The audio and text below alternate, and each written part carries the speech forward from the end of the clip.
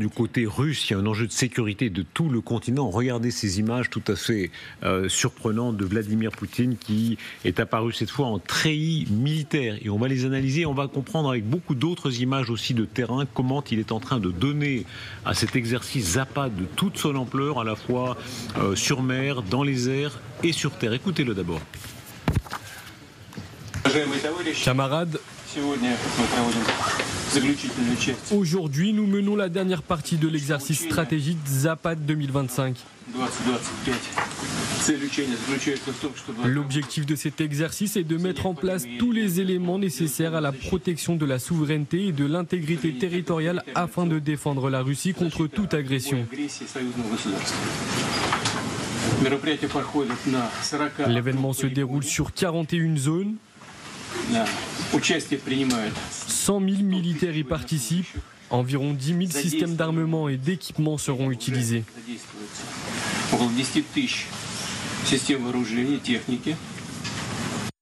Voilà cette première déclaration de Vladimir Poutine. On est en direct à Moscou avec vous, Jérôme Garraud. Merci beaucoup d'être là. On va retrouver dans un instant cette mise en scène, camarade, dit-il. Alors, il emploie parfois le mot, parfois le nom, parfois non, comme ça se faisait au temps de l'Union soviétique. Oui. Oui, non, mais il a encore quelques restes. Puis c'est quelque chose qui est quand même passé dans la partie courante. Oui, moi je me souviens de l'avoir entendu déjà. Oui. Les chiffres qu'il donne, quand il donne 10 000 systèmes d'armement, 100 000 militaires, est-ce qu'ils sont crédibles d'abord ? Oui. Alors 100 000, ça dépend ce qu'on entend. C'est tout le monde qui passe. Alors il implique toutes les forces armées parce que ce n'est pas qu'en Biélorussie, c'est aussi dans le nord. Il y a Kaliningrad. Alors s'il implique toutes les forces de Kaliningrad, ça fait déjà beaucoup. Oui, c'est peut-être un petit peu exagéré, mais enfin ça dépend comment il compte. Mais encore une fois, tout ça, c'est une démonstration de force. Ouais. C'est un spectacle diplomatique. C'est un peu un spectacle, c'est un peu un entraînement militaire, mais c'est pas le plus important. Ouais. Il y a un côté spectacle. On va voir d'autres images. Il passe en revue les armes, il met ses lunettes militaires, il fait mine de tirer. Aussi, on montre tout ce qu'on peut montrer, même si ça n'a aucun rapport avec l'exercice. Vous êtes avec nous, donc Jérôme Garraud. Est-ce qu'à la télévision russe, à la radio russe, est-ce que ça a beaucoup d'écho ?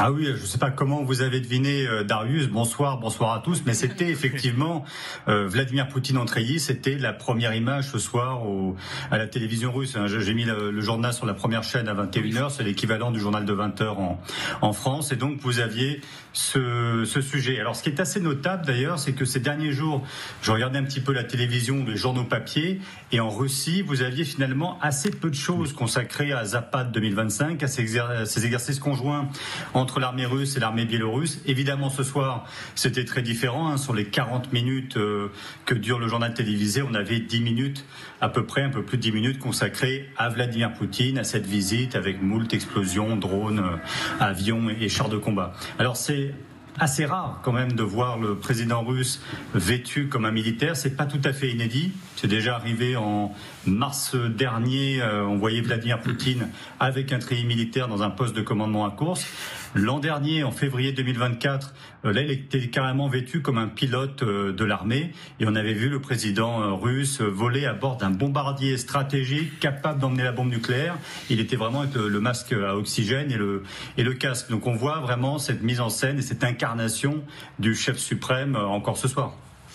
Jérôme, restez avec nous s'il vous plaît quelques minutes, mais réaction là-dessus, notamment, on revoit effectivement un Poutine qu'on avait beaucoup vu dans beaucoup d'accoutrements divers. Mais à Koursk, justement, il en a parlé, Jérôme, c'était assez impressionnant l'année dernière, parce qu'il allait à Koursk à un moment où tous les regards étaient tournés vers lui. Souvenez-vous, les Ukrainiens venaient d'accepter un cessez-le-feu de 30 jours proposé par le président des États-Unis, et on avait interprété cette apparition de Vladimir Poutine comme un niet, en quelque sorte. Il se présentait avec son treillis, et c'était une manière de dire, mais écoutez, l'alternative, c'est la guerre, et je suis prêt à continuer. Donc là, il y a toute une mise en scène, effectivement. Je note au passage qu'il y a eu pas mal de déclarations côté biélorusse qui ne donnent pas exactement les mêmes chiffres. Donc ils n'ont pas forcément accordé leur violon sur la communication sur le sujet. Et est-ce qu'il y a une ivresse de faire peur ? On vit un moment où il est en train d'envoyer des drones dans le ciel de la Pologne. Il n'y a pas eu de représailles, à ma connaissance. Non. Zéro représailles. Non. Zéro. Ouais, mais je pense qu'on a le résultat justement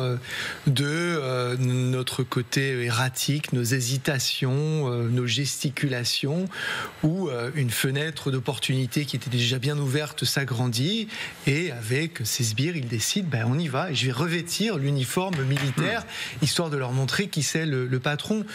Il y a une jubilation. Non seulement imaginons dans l'autre sens, si des drones européens, on ne parle pas de drones ukrainiens, ils sont en guerre, c'est normal, mais si des drones européens étaient entrés, avaient fait 300 km en Russie, je ne pense pas que... Nucléaire. Ils nous feraient des menaces nucléaires. Oui, ça c'est sûr. Mais ils ne seraient pas, au minimum, ils seraient pas venus se balader là et jubiler comme vous dites. Et les Américains nous disent, et vous aussi, si c'était aux États-Unis, jamais les Américains n'auraient été aussi mous dans la réaction. Il y aurait eu un feu d'artifice. Il y aurait eu une réaction très visuelle. Il y aurait eu un prix. Non, mais j'y réfléchis à cette question. C'est-à-dire que vous dites aux Russes, écoutez, c'est très simple, pour chaque drone que vous faites rentrer dans notre espace aérien, c'est $1 milliard de dommages de votre côté. Et donc, vous chiffrez ça fait 19 milliards. Vous identifiez des cibles. Il n'y a eu aucune victime civile et militaire, fort heureusement, sur le territoire européen et otanien suite à ces intrusions. Donc, vous leur annoncez ce que vous allez détruire. Et comme ça, c'est voilà. Et vous procédez de la sorte. Et vous dites voilà, c'est le tarif, c'est 1 milliard par drone qui rentre. Si vous n'instaurez pas ce rapport de force, vous avez. Alors, j'ouvre une petite parenthèse. Pour moi, il y a quand même un effet Zelensky, parce que qui s'habille en treillis, en tenue militaire depuis le début du conflit, c'est le président ukrainien qu'on a entendu tout à l'heure. Donc, il y a une part d'ironie, de jubilation de la part de Vladimir Poutine, qui effectivement se déplace personnellement pour venir à la fois narguer, mais aussi pense-t-il, espère-t-il, continuer de nous faire peur avec cette démonstration. Vous parliez d'ivresse. Je ne suis pas persuadée qu'il y ait une ivresse, qu'on soit dans l'absence de contrôle. On est dans le prolongement de régulièrement. On fait de la démonstration de force. On envoie des chiffres peu ou prou vérifiables, mais avec les exercices militaires s'y prêtent particulièrement. Le cas de Zapad, de cette itération de Zapad, l'est, mais comme l'avaient pu l'être d'autres. Et à chaque fois, on va être sur ce test. On envoie quelque chose, on regarde la réaction, et en fonction du résultat de ce test-là, on repousse encore un tout petit peu cette ligne-là. Alors Zapad, on est quand même sur l'ouest. On est là dans une approche où, quand on relie un peu les différents discours, c'est quelque part, voilà, nous sommes sur une guerre qui n'est pas que l'Ukraine. D'ailleurs, il balaye un petit peu le sujet ukrainien dans les dernières déclarations sur Zapad. On est beaucoup plus sur une échelle otanienne et occidentale, avec un petit focus européen quand même, que l'on comprendra, qui est, mais quand la Russie sera lassée, en fin de compte, de vos rodomontades, vous allez voir ce que vous allez voir. On est beaucoup plus dans cette approche-là, pour moi, qui s'accompagne effectivement des survols que l'on a vus de drones, et une erreur d'une telle importance, on peut légitimement douter. On n'en est clairement pas là. L'intimidation. Bien sûr. Et on est sur de l'intimidation, et on est sur du test. Et il y a une autre question, peut-être, pour rebondir sur le feu d'artifice qui était évoqué, c'est oui, quelle est la réaction ? Est-ce qu'on est capable d'avoir une réaction qui est rapide, qui est robuste, qui est crédible dans la durée ? Et ça pose aussi une autre... Là, on a la réponse, c'est non. Mais ça, au-delà de ça, clairement, dans un avenir proche, voilà, on ne peut pas refaire le passé. La prochaine fois. On peut difficilement faire le passé, mais on pourrait même aller un petit peu plus loin. Est-ce qu'on n'a pas intérêt à penser sur des formats type Sky Shield, mais qui soient aussi plus économiques, que ce soit par du filet drone ou autre, puisque le coût que l'on aurait d'heures de vol par rapport à un drone de qualité moyenne, mais là, c'est un enjeu. Qu'est-ce qui se passe ? Imaginez les Russes qui regardent cette émission et qui entendent qu'on dit on aimerait, on pourrait, on devrait la prochaine fois. Et comme vous dites, les Turcs, quand ils ont été touchés dans l'espace aérien, ils ont tiré tout de suite.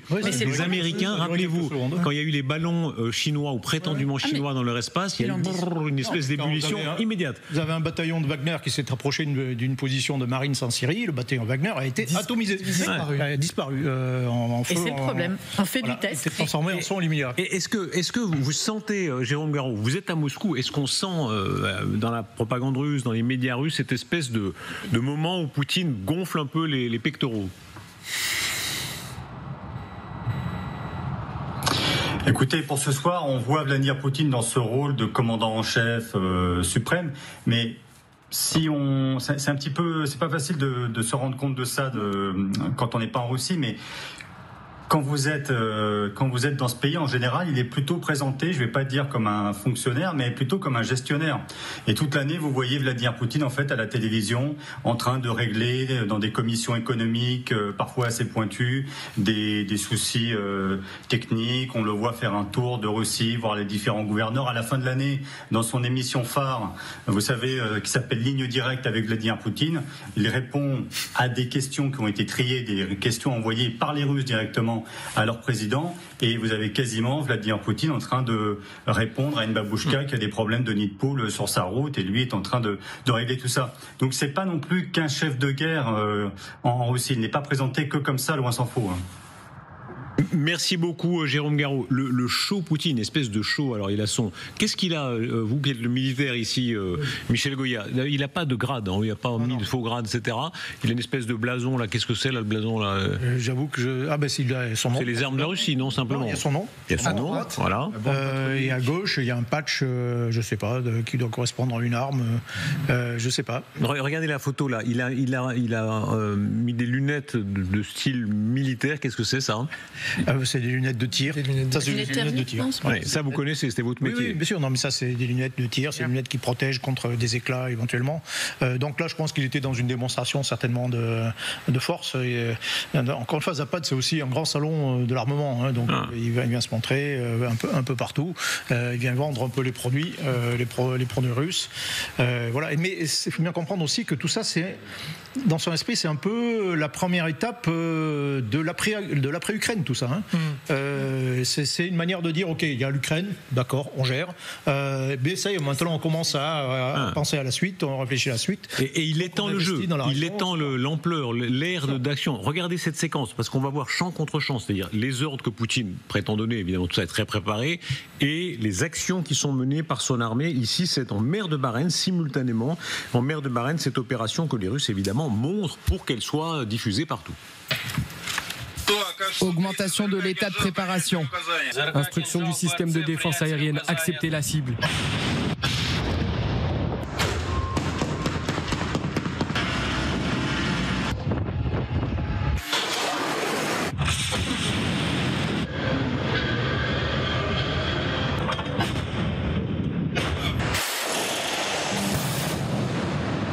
Commentaire, hein, le moment que nous vivons, alors c'est des images de propagande, mais ce qui est fou, c'est qu'on vit le moment où l'OTAN dit prenez tout ça au sérieux. C'est Mark Rutte qui dit, alors qu'avant on disait méfiez-vous, c'est des tartarinades.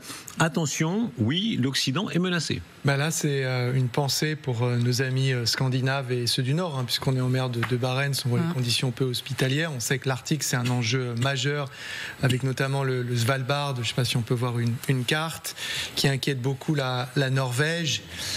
Parce que les Russes font très régulièrement des commentaires dessus et montrent des velléités, j'allais dire d'annexion, un peu comme pour la Crimée, parce que c'est le seul qu'ils ne contrôlent pas et qui revêt un caractère stratégique majeur dans le cadre du contrôle de ces points de passage qui sont, je le redis, stratégiques pour les Russes. La carte, hein, un mot de la carte, puisqu'on comprend bien là votre collaboration à tous là-dessus, hein, c'est-à-dire la simultanéité de tout ça. Les drones en Pologne, dont vous reparliez tout à l'heure Christine, le drone en Roumanie, évidemment la guerre d'Ukraine qui continue, et puis cet exercice Zapad en Biélorussie, au cœur même de la Russie, et dans la mer de Barents, c'est les images qu'on vient de voir. Tout ça en même temps.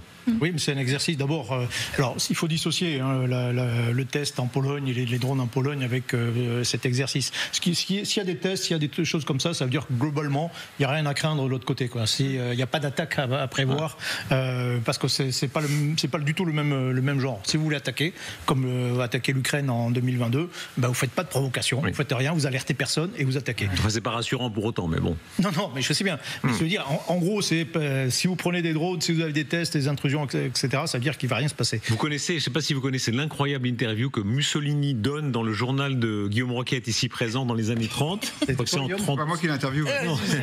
Et il a cette phrase incroyable, il dit « Il n'y aura pas de guerre cette année ». Cette année, oui, bien sûr. Voilà. Après, pour le reste, c'est l'exercice. Alors, c'est évidemment un exercice défensif. Comme toujours, hein, les scénarios Zapad, c'est l'OTAN nous agresse et on prend les devants et on attaque les premiers ou on se défend. Alors, on attaque les premiers au sol, donc du côté de la Pologne, voilà.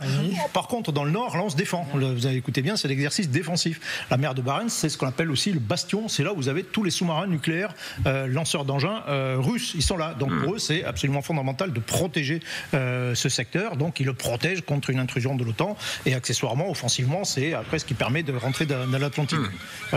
Donc, mais c'est sérieux, ce qui est les moyens quand. Je crois qu'on voit un moment, on voit un Zircon qui part, c'est un missile hypersonique naval. Donc c'est des choses sérieuses. Maintenant, le plus sérieux dans la marine russe, ça se voit pas. Ce sont les sous-marins. On a l'impression que c'est plus agressif que pendant la guerre froide. C'est-à-dire que la guerre froide, il y avait une forme de rituel, ça se faisait, puis on était presque habitué. C'était chaque année à peu près ou tous les 4 ans. Et que là, c'est encore plus agressif, plus incertain. Mais on n'est pas dans le même jeu non plus. On a beaucoup fait de parallèles, mais comparaison n'est pas toujours raison entre la période de guerre froide et là on est sur quelque chose qui est quand même beaucoup plus actif. On a eu une remontée beaucoup plus chaud, oui. On a une remontée en puissance. On voit quelque part une Russie qui, si vous me passez l'expression, refuse de traiter avec ce qu'elle estime être des junior partners, comprendre les Européens, et qui ne veut traiter qu'avec les superpuissances, qui jouent un jeu bien au-delà du seul territoire ukrainien. Et ce qui est intéressant aussi sur le nord, c'est la question de l'Arctique, qui est un sujet qui est extrêmement sensible pour la Russie à plusieurs titres. Alors il y a la question des hydrocarbures. Ils ont une dispute aussi en termes de reconnaissance du plateau continental sous-marin, qui est un vrai débat au Concile. Et c'est aussi un enjeu, alors réel ou perçu comme tel, en termes de continuum de sécurité pour la Russie. Donc on a tout cet enjeu-là qui se positionne, et c'est pas non plus un hasard de partir sur cette approche-là. Et puis il y a aussi quand même autre chose, c'est de montrer toute une forme de puissance maritime, avec effectivement ce que l'on ne voit pas, à savoir ce que Michel Goya évoquait, les SNLE. Ça compense légèrement les SNA, oui, ça compense légèrement l'état de la flotte en mer Noire. Écoutez Poutine, c'est la déclaration qui suit, on a reçu ensuite, qui est la vision tactique. Comme vous le dites, il y a cette idée qu'ils se battent en Ukraine et puis ils étendent toujours plus le jeu. Il s'agit d'équipements modernes utilisés dans le cadre de missions de combat réels.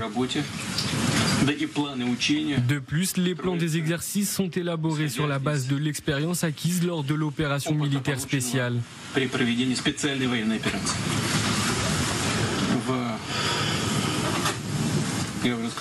Comme je l'ai déjà dit, 10 000 modèles d'équipements différents sont utilisés. Parmi eux, plus de 300 avions. Il s'agit d'avions stratégiques et d'avions de transport militaire. Plus de 240 navires, des sous-marins et des navires de soutien sont utilisés.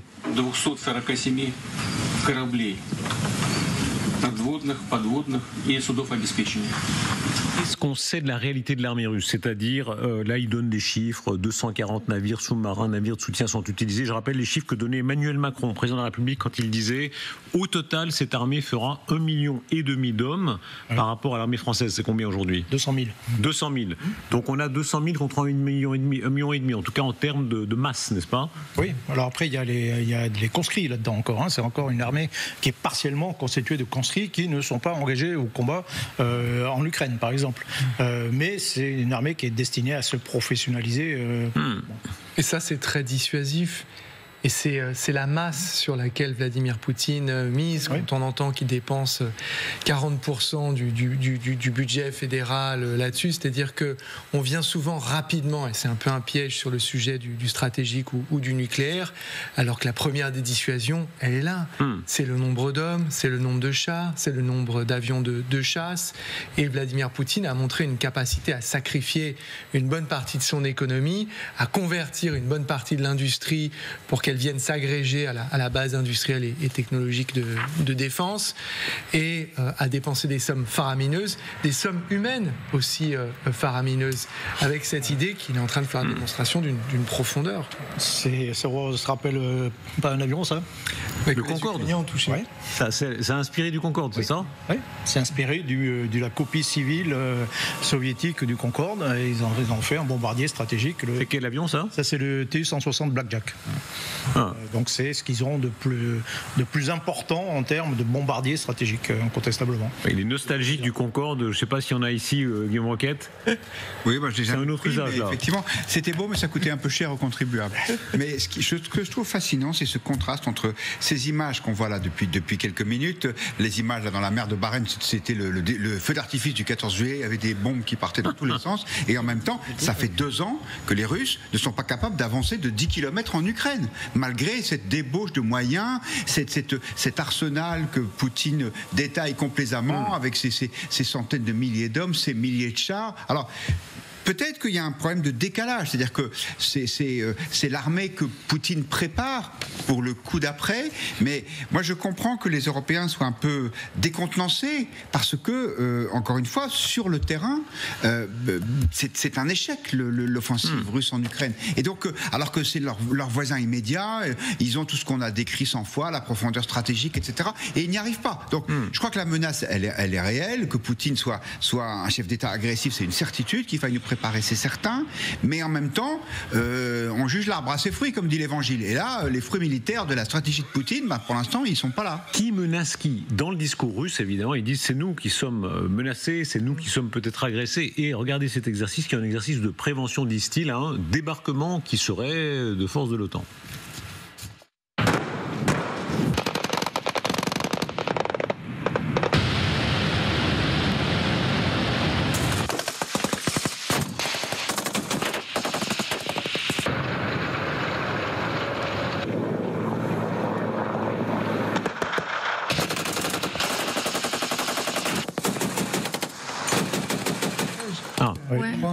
Voilà, péninsule de Sredny. Qui peut ici situer la péninsule de Sredny? Moi j'ai un vieil agenda, vous savez, les vieux agendas avec à la fin la carte. Je suis vraiment un très vieux modèle là où c'est du côté je regarde péniblement sur les cartes de géographie à la fin de mon agenda. C'est le métro, ça, vous l'avez fait.